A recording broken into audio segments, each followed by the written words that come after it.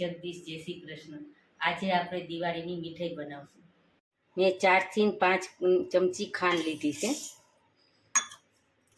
અને ટોપરાનું મેં છીણ લીધું છે 1 વાટકી।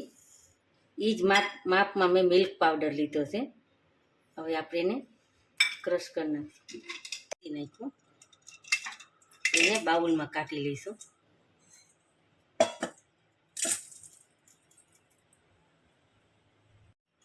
આપણે પીસી નાખ્યું। હવે બદામ નાખશું, આપણે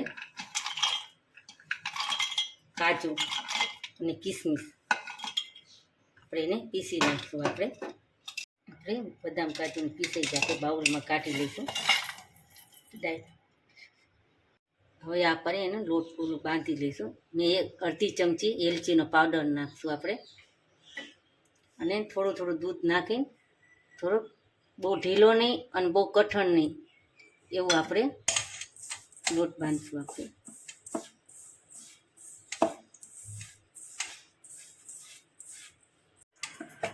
આપણે આવો રાખવાનો છે। આપણે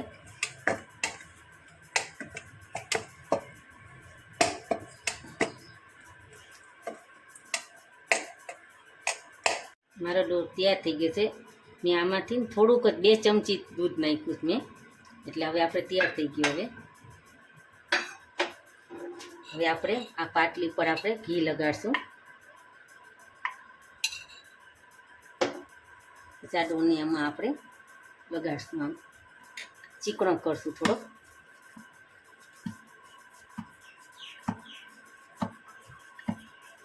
હવે આમાંથી થોડોક આપણે ડ્રાયફ્રૂટમાં નાખશું। એમાં થોડુંક દૂધ નાખશું આપણે, અને મિક્સ કરી લઈશું। આપણે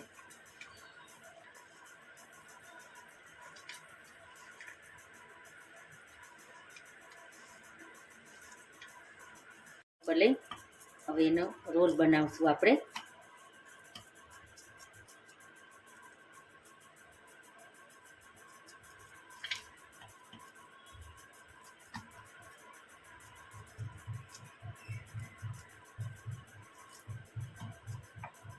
રોલ તૈયાર। બીજું મિશ્રણ બનાવીને રાખ્યું હતું ને, એની અંદર આપણે જે કલર નાખવો હોય એ કલર તમે નાખી શકો। એટલે હું થોડોક આ કલર નાખું છું, એટલે આપણી મીઠાઈ કલરફુલ બને। અને થોડુંક ટીપું એવું દૂધ નાખશું આપણે। હવે આપણે એને મિક્સ કરી દઈશું। આપણે આ છે ને ગેસ ચલાવ્યા વિનાનું આપણી મીઠાઈ છે। આપણે ફોઇલ પેપર લીધું છે, એની પર આપણે થોડું ઘી લગાડશું। આપણે તમે ગમે તે પેપર લઈ શકો તમે। હવે આપણે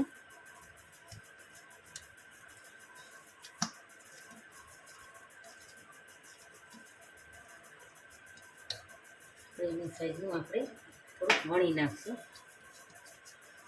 એટલે ચોટે નહીં।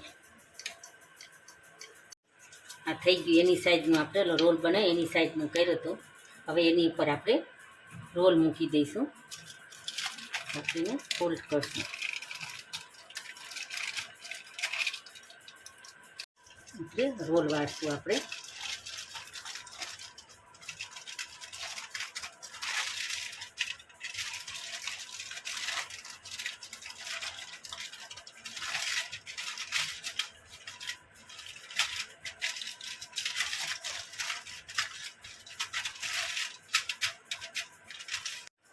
હવે આપણે એને રોલ થઈ ગયો આપણે તૈયાર।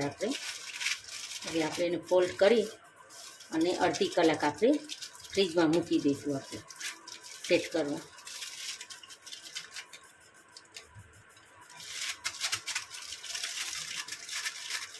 આપણે અડધી કલાક થઈ ગઈ ફ્રીઝરમાં રાખાઈને। હવે આપણે મીઠાઈ આપણી જોઈ લઈ એવી થઈ આપણી।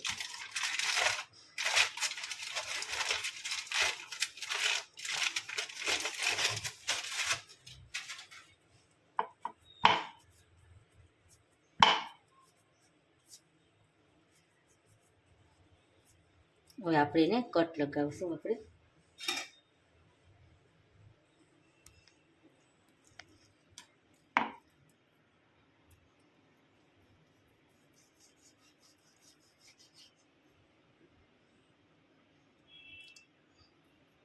એવી બધી આપણને એમાં કટ લગાવી દઈશું આપણે. આપણી મીઠાઈ તૈયાર છે. જો કેવી સરસ ભાઈ, આપણે મહેમાન કોઈ આપણા ઘરે આવ્યું હોય ને તો ઝટપટ બની જાય તેવી મીઠાઈ. આપણે કંદોઈ જ્ઞાન લેવાય ન જાવી પડે. તો તમને મારો વિડીયો કેવો લાગ્યો તો લાઈક કરજો, શેર કરજો, સબસ્ક્રાઈબ કરજો.